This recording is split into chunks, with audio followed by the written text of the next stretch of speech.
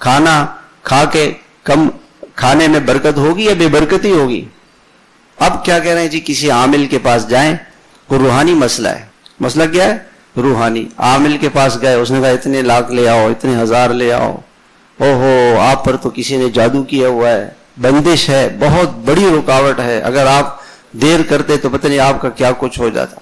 وہ تو نفسیات سے کھیلتے ہیں نا، آدمی کی نفسیات سے کھیل. ہمارے حضرت نے یہ واقعہ مجھے سنایا. حضرت واصف منظور صاحب رحمۃ اللہ، حاجی صاحب رحمۃ اللہ علیہ، حاجی عبدالوہاب صاحب کے پاس ایک شخص آیا.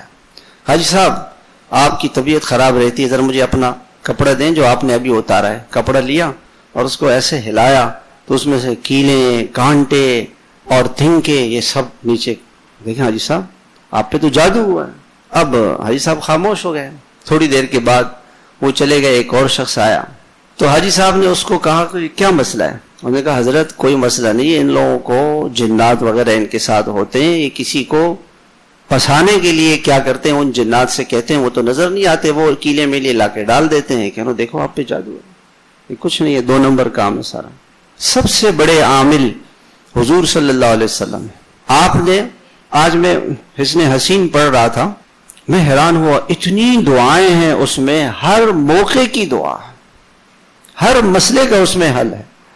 آپ صلی اللہ علیہ وسلم نے ہمیں کسی کے حوالے نہیں کیا. لیکن افسوس کس کے پاس وقت ہے کہ وہ حسن حسین کو پڑھے، حضور صلی اللہ علیہ وسلم کی دعاؤں کو پڑھے.